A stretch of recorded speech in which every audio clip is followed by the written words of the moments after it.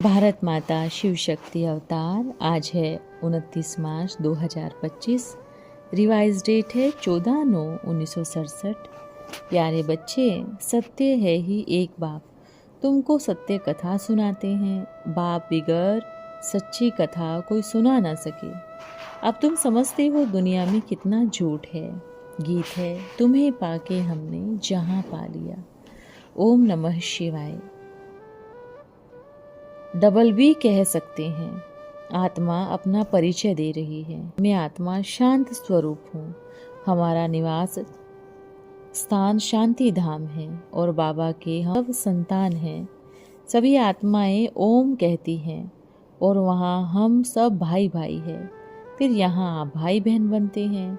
अब भाई बहन से नाता शुरू होता है। बाप समझाते हैं हमारे सब बच्चे हैं। ब्रह्मा की भी संतान हो, इसलिए तुम भाई बहन ठहरे। तुम्हारा और कोई संबंध नहीं है।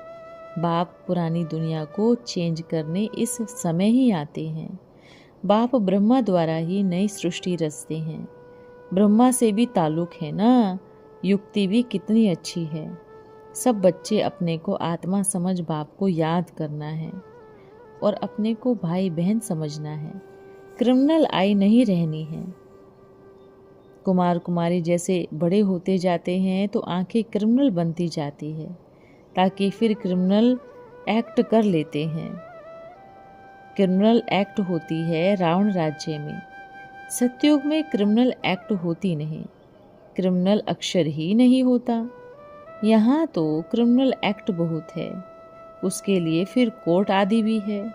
वहाँ कोई कोर्ट आदि नहीं है। वंडर है ना, न जज न पुलिस न जेल आदि होती है। यह सब है दुख की बातें जो यहाँ हो रही है। इसलिए बच्चों को समझाया गया है यह तो खेल है, सुख और दुख का, हार और जीत का। इनको तुम ही समझते हो। गाया हुआ है माया ते हारे हार, माया ते जीते जीत।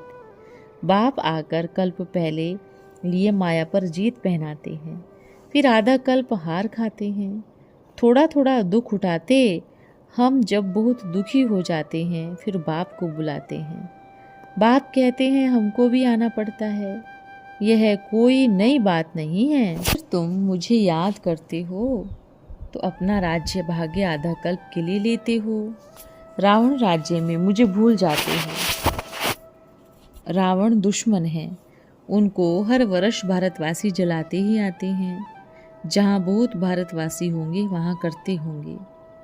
या कहेंगे यह भारतवासियों के धर्म का उत्सव आदि है। अभी दशहरा आ रहा है। बच्चों को समझाना है। वह तो हद की बात है। रावण राज्य तो अभी सारी विश्व पर है, सिर्फ लंका पर नहीं है। जो तो बहुत बड़ी है ना। बाप ने समझाया है यह सृष्टि सारी सागर पर खड़ी है। मनुष्य कहते हैं नीचे एक बैल व काऊ है जिसके सींग पर सृष्टि खड़ी है। फिर थक जाती है तो बदलती है। अब यह बातें तो है नहीं। अब तो सारी दुनिया में रावण राज्य है। फिर राम अथवा ईश्वर राज्य स्थापन करने बाप को आना पड़ता है। सिर्फ ईश्वर अक्षर कहने से भी कह देते हैं। ईश्वर तो सर्वशक्तिवान है, सब कुछ कर सकते हैं। फालतू महिमा हो जाती है, इतना लव नहीं रहता। यहाँ ईश्वर को बाप कहा जाता है। बाप कहने से मिलने की बात हो जाती है। शिव बाबा कहते हैं हमेशा बाबा बाबा कहना चाहिए। ईश्वर या प्रभु अक्षर भूल जाना चाहिए। बाबा ने कहा है मामेकम याद करो। प्रदर्शनी आदि में भी सब समझाओ तो घड़ी घड़ी शिव बाबा का परिचय दो। शिव बाबा एक ही ऊंचते ऊंच है, जिसको गॉड फादर कहा जाता है। मुसलमान अल्लाह कहते हैं। सुबह को भी 10 मिनट कुरान का बैठ अर्थ करते हैं। फिर अल्लाह मैया ने क्या कहा, किसको दुख नहीं देना चाहिए। ऐसे नहीं समझते कि बाबा ने कहा है। बाबा अक्षर सभी से मीठा है। शिव बाबा मुख से निकलता है। मुख तो मनुष्य का ही होगा ना। गऊ का मुख थोड़ी ही हो सकता है। बाबा कहते हैं मनुष्य कितनी पत्थर बुद्धि हैं। यह नहीं समझते गौमुख से ज्ञान कैसे मिल सकता है। ज्ञान तो जरूर मनुष्य ही देंगे ना। तुम हो शिव शक्तियाँ, तुम्हारे मुख कमल से ज्ञान अमृत निकलता है। तुम्हारा नाम बालाकर ने गौमुख कह दिया है। गंगा के लिए ऐसे नहीं कहेंगे कि मुख कमल से ज्ञान अमृत निकलता है। तुम हरेक के मुख कमल से ज्ञान अमृत निकलता है। ज्ञान अमृत पिया तो फिर विष पी नहीं सकते। अमृत पीने से तुम देवता बनते हो, विष से असुर। अब मैं आया हुआ हूँ असुरों को देवता बनाने। तुम अब देवी संप्रदाय बन रहे हो। संगम युग कब कैसे होता है यह भी किसको पता नहीं है। तुम जानते हो हम ब्राह्मण बच्चे पुरुषोत्तम संगम युगी हैं, बाकी जो भी हैं सब कलयुगी हैं। तुम कितने थोड़े हो। झाड़ की भी तुमको नॉलेज है। झाड़ पहले छोटा होता है फिर वृद्धि को पाता है। कितनी इन्वेंशन निकालते हैं कि पैदाइश कम कैसे हो, परंतु नर चाहत कुछ और है। और की और भई, सबका मृत्यु तो होना ही है। क्या क्या करते रहते हैं, सब ठग लोग हैं। अनेक प्रकार के प्लेस आदि बनाते रहते हैं। तुम्हारा ऐश्वर्य प्लेन देखो कैसा है। वह अनेक आसुरी प्लेन चल रही है। बाबा का है गुप्त प्लेन। वह कितने प्लेन बनाते हैं और अन्न मांगते रहते हैं। समझते हैं अब फसल बहुत अच्छा होगा। आई बरसात कितना नुकसान कर देती है। नेचुरल क्लेमिटीज़ को कोई समझ न सके। कोई भी बात पर ठिकाना नहीं है। कहाँ फसल हो और बर्फ़ के गोले पड़ जाए तो कितना नुकसान हो जाता है। इनको कुदरत आपदा कहा जाता है। यह तो ढेर होनी ही है। इनसे बचने लिए बहुत बहादुर होना चाहिए। कोई का ऑपरेशन होता है, कहीं देख नहीं सकते तो अनकॉन्शियस हो जाते हैं। अब इस सारी सृष्टि का ऑपरेशन होना है। बाप कहते हैं मैं आकर सबका ऑपरेशन करता हूँ। सारी सृष्टि रोगी है। अविनाशी सर्जन भी बाप का नाम है। यह सारे विश्व का ऑपरेशन कर देंगे, जो फिर विश्व में रहने वाले को कब दुख नहीं होगा। कितना बड़ा सर्जन है। आत्माओं का भी ऑपरेशन, बेहद की सृष्टि का भी ऑपरेशन करने वाला सर्जन है। वहाँ मनुष्य तो क्या जानवर भी रोगी नहीं रहते। बाप बैठ समझाते हैं मेरा और बच्चों का क्या पार्ट है। इसको कहते हैं रचता और रचना की आदि मध्य अंत का ज्ञान, जो तुम ही ले रहे हो। बच्चों को पहले पहले तो यह खुशी होनी चाहिए। आज सतगुरुवार डे भी हमेशा सत बोलना चाहिए। व्यापार में कहते हैं ना, सत्य बोली ठगी की बात नहीं करो। फिर भी लोभ में आकर कुछ कम कर सौदा कर देंगे। सच कब कोई बोलते नहीं हैं, झूठ ही झूठ बोलते हैं। इसलिए सत्य को याद करते हैं। कहते हैं ना, सत नाम संग है, वह झूठ बोलते हैं। अभी तुम जानते हो बाबा जो सत्य है वह संग चलेगा हम आत्माओं के साथ। भी सत्य के साथ तुम आत्माओं का संग हुआ है तो तुम ही साथ जाएंगे। तुम बच्चे जानते हो शिव बाबा आया हुआ है, जिसको ट्रुथ कहा जाता है। वह हम आत्माओं को साथ ले जावेंगे एक ही बार। सतयुग में ऐसे नहीं कहते राम राम संग है या सत्य नाम संग है, नहीं। बाप कहते हैं अभी मैं तुम बच्चों के पास आया हुआ हूँ, नैनों पर बिठाकर ले जाता हूँ। यह नैन नहीं, तीसरा नेत्र है। तुम बाराती बनते हो। तुम जानते हो इस समय बाप आए हैं, करोड़ों को साथ ले जाएंगे। शंकर की बारात नहीं, शिव के बच्चों की बारात। वह पतियों का पति भी है। कहते हैं तुम सब ब्राइड्स हो, मैं हूँ ब्राइड ग्रूम। तुम सब आशिक हो मुझे एक माशूक के आधा कल्प से। अभी मैं आया हुआ हूँ। सभी भक्त हैं, भक्तों की रक्षा करने वाला है भगवान। आत्मा भक्ति करती है शरीर के साथ। सतयुग त्रेता में भक्ति होती नहीं।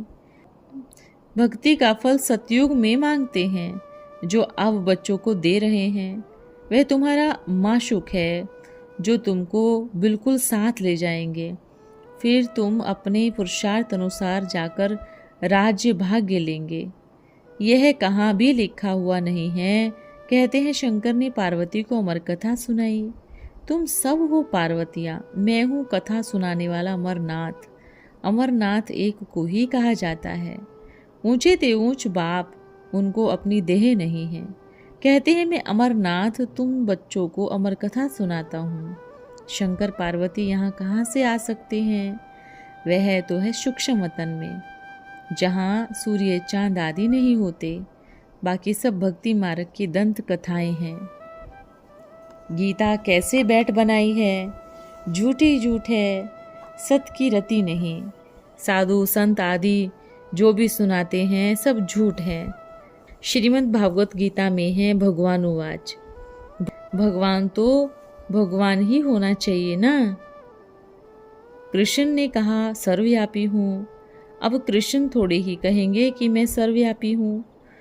कृष्ण के भक्त होंगे तो कहेंगे जिधर देखो कृष्ण ही कृष्ण। बहुत खुश होते रहते हैं। भक्ति मार्ग में तुम क्या क्या सुनते आए हो। अब बाप क्या समझाते हैं? वंडर है व्यास ने क्या बैठ बनाया। वेद व्यास कहते हैं, तो क्या व्यास ने बैठ वेद बनाई? भगवान कौन है यह भी नहीं जानते। अगर भगवान सर्वव्यापी है तो वेद कैसे बैठ लिखेगा? अब तुम समझते हो झूठ ही झूठ है, सत्य है ही एक। बाप को सत्य कथा सुनाते हैं। बाप बिगड़ सच्ची कथा कोई सुना ना सके। यह भी समझते हो विनाश होने से टाइम लगता है। कितनी बड़ी दुनिया है, कितने ढेर मकान आदि गिर कर खत्म होंगे। अर्थक्वेक में कितना नुकसान होता है, कितने मरते हैं। कहाँ अर्थक्वेक होती है फिर झट मकान आदि बना लेते हैं। अभी तो सारे विश्व की अर्थक्वेक होनी है। फिर बाकी तुम्हारा छोटा सा झाड़ होगा।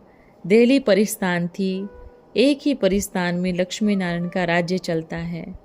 कितनी बड़ी महल है, बड़े बड़े बगीचे होंगे, बेहद की जागीर मिलती है ना। तुमको कुछ भी खर्चा नहीं करना पड़ता। बाप कहते हैं इनके लाइफ में ही कितना सस्ता अनाज था, तो सतयुग में कितना सस्ता होगा। दिल्ली जितनी तो एक घर और जमीन आदि होगी। मीठी नदियों पर तुम्हारा राज्य होगा। एक एक को क्या नहीं होगा, सदैव अन्न मिलता रहेगा। वहाँ के फूल फल भी देखो कितने बड़े बड़े होते हैं। तुम सुबह रस पीकर आते थे, कहते थे वहाँ माली है।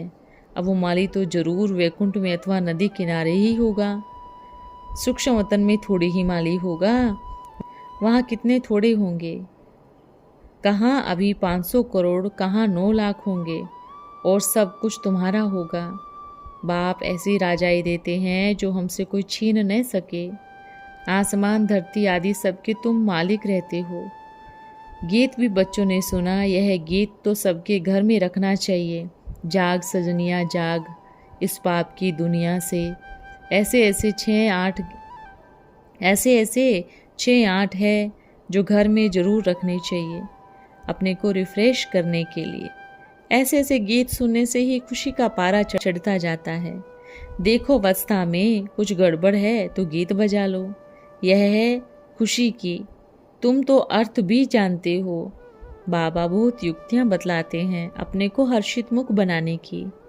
बाबा को लिखते हैं बाबा इतनी खुशी नहीं होती, माया के तूफान आते हैं। अरे माया की तूफान आए, तुम बाजा बजा लो खुशी के लिए। बड़े बड़े मंदिरों में भी फाटक पर बाजा बजाते हैं ना। बॉम्बे में माधोबाग में लक्ष्मी नारायण के मंदिर के फाटक पर बाजा बजता रहता है। तुमको कहते हैं यह फिल्मी रिकॉर्ड क्यों बजाते हो। उनको क्या पता यह भी ड्रामानुसार काम में आने की चीज़ है। इनका अर्थ तो तुम बच्चे ही समझते हो। यह सुनने से भी बाद में आ जाएंगे, परंतु बच्चे भूल जाते हैं। घर में किसके कोई गमी हो तो यह गीत ले जाना चाहिए, सुनकर बड़ा खुश होंगे। यह बहुत वैल्यूएबल चीज़ है। कोई के घर आदि में झगड़ा हो तो रिकॉर्ड बैठ सुनो तो गम अथवा दुख उठ जाएगा। स्त्री का पति साथ झगड़ा हो जाए तो बैठकर रिकॉर्ड बजावे, अर्थ बैठ सुनावे। अवस्था बड़ी हर्षित मुख चाहिए। बच्चों को बहुत खुश रहना चाहिए। बाबा युक्तियाँ भी बताते रहते हैं। विश्वर भी बहुत झगड़ा चलता है। बोलो भगवानुवाच का महशत्रु है। इस पर जीत पाने से हम विश्व के मालिक बनेंगे। फिर फूलों की वर्षा होगी, जय जयकार हो जाएगी कि फूल बरसेंगे। तुम अभी कांटे से सोने के फूल बन रहे हो। फिर तुम्हारा अवतरण होगा। फूल नहीं बरसते हैं, परंतु तुम फूल बनकर आते हो।